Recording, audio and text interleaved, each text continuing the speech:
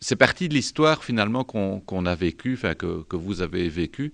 Elle mérite d'être racontée. Je pense que c'est ça le sens de cette soirée. Parce qu'il y a sans doute à la fois une part, je ne vais pas dire d'exorcisme, mais enfin c'est quand même une certaine manière d'exprimer finalement une forme de souffrance, je pense. Parce que qu'on le veuille ou non, on peut effectivement se reconnaître d'une nationalité quelle qu'elle soit, en l'occurrence marocaine, et en même temps être viscéralement attaché à un territoire. Mais donc, parce qu'on y a ses racines, parce qu'on y est né, parce que ses parents y sont nés, ses grands-parents, et donc on se reconnaît aussi dans un environnement physique.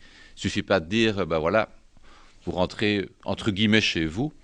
Chez vous, oui, parce que effectivement, politiquement, c'est le pays, mais dans le cœur, il manque sans doute quelque chose, et ça, j'imagine, un peu de tout cela dont on va parler ce soir. Et donc, je suis évidemment curieux de vous entendre discuter sur ce sujet.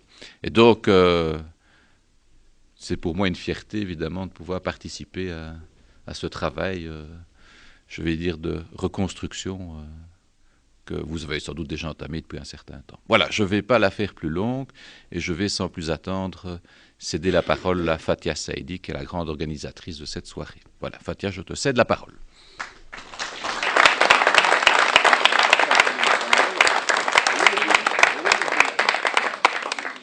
Nous sommes réunis ce soir autour d'une thématique qui a touché près de 350 000 personnes en décembre 1975. C'est en effet à partir du 18 décembre 1975, 75 pour nos amis français qui se trouvent ici, que l'Algérie entame une opération d'expulsion massive de Marocains établis en Algérie depuis des décennies. L'opération est une riposte politique à la monarchie marocaine qui a mobilisé, tiens donc, 350 000 Marocains déferlant de toutes les régions du Maroc vers le sud marocain pour revendiquer la marocanité du Sahara. Les Marocains et les Marocaines sont renvoyés manu militari, laissant derrière eux une partie de leur famille, leurs biens mobiliers, biens financiers et autres. Et aujourd'hui encore, des familles sont séparées, d'autres ne peuvent aller se recueillir sur les tombes de leurs proches. En arrivant aux frontières marocaines, les personnes expulsées vivront sous des tentes qui ont été dressées à la hâte par les autorités marocaines pour les abriter. Cet abri de fortune sera le lot de quelques-unes pendant quelques semaines et le lot de nombreuses autres durant de nombreuses années. Ces milliers de refoulés ne peuvent être contenus dans la seule ville de Oujda et seront dès lors déplacés vers d'autres contrées du pays. La plupart des refoulés marocains découvrent leur pays d'origine pour la première fois. Et ils connaîtront le sort qui est réservé à tous les réfugiés. Ils connaîtront les conditions difficiles de la vie dans un camp. Ces personnes connaîtront aussi l'exclusion, faut-il le dire, les colibés de la population locale qui les surnomment tantôt immigrés, tantôt expulsés, tantôt refoulés, tantôt polisario. Depuis 2005, des associations se sont créées au Maroc, en France et de manière embryonnaire en Belgique, car des milliers de personnes veulent tenter de comprendre. Des milliers de personnes veulent comprendre ce qui s'est passé, analyser avec le recul, écouter les témoignages, recouper les faits. En un mot, et pour résumer, reconstituer les morceaux d'une histoire, une histoire trop vite oubliée, d'une page de l'histoire qui a été tournée trop vite sans être lue. Ces personnes veulent savoir comment des familles entières, dépossédées de leurs biens, déchiquetées du jour au lendemain dans leur tissu familial, social, relationnel, ont été reçues dans leur pays d'origine. Que sont devenues ces personnes brisées dans leur quotidien? Que sont devenues ces familles séparées? Que sont devenus ces enfants dont on a brutalement sectionné la scolarité?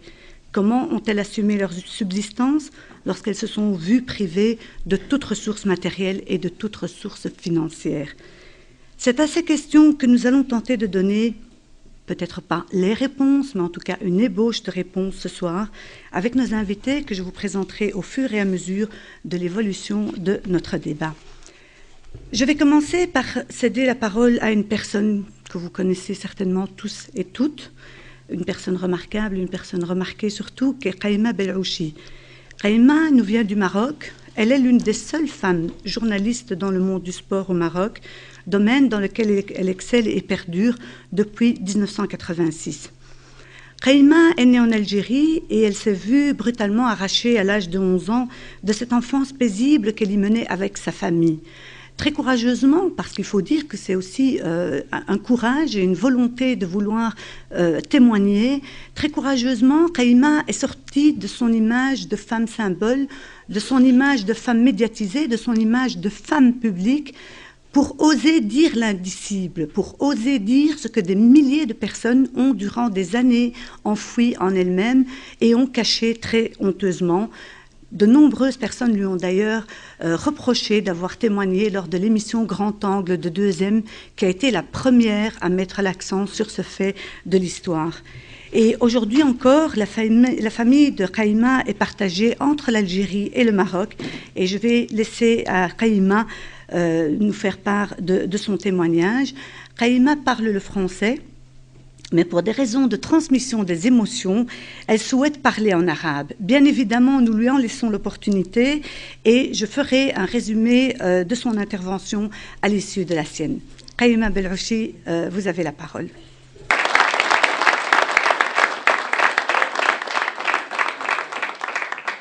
Comme elle a dit, Madame Fatiha, il a dit que les Marocains, ils ont laissé leurs biens, leurs bijoux, leur argent. Mais surtout, on a laissé notre âme, c'est le plus important. Étant donné que c'était un pays là où on a vécu pendant des années et des années et des décennies. Hein. Moi, je suis née à la plage de Terga. C'est une plage à côté de 7 km de Ain Timouchent, Wilayet Ain Timouchent, qui fait partie avant de la wilaya de Oran. J'avais 11 ans là où ça a commencé à l'expulsion des Marocains d'Algérie. C'était le jour, je me souviens bien, c'était le 25 décembre 1975. Je crois qu'il y a des gens qui ont regardé le Grand Angle. J'ai parlé de cette époque-là de mon enfance. Mais surtout, je n'ai jamais su qu'il y avait une différence entre le Maroc et l'Algérie. Parce que là... j'ai vécu là-bas, je suis née, j'ai su que mon père est né en Algérie, mon grand-père, mes grands-parents, c'est depuis le 18e siècle, on vivait en Algérie. Par contre, ma mère elle est du Oujda, elle est partie en Algérie vers les années 65. Moi, je suis née le 8 septembre 64. Et à partir de, je crois que le mois d'octobre, c'est le premier discours de Sa Majesté Feu Mohamed Hassan II qui a parlé de la marche verte, que les Marocains vont organiser une marche verte pour le Sahara.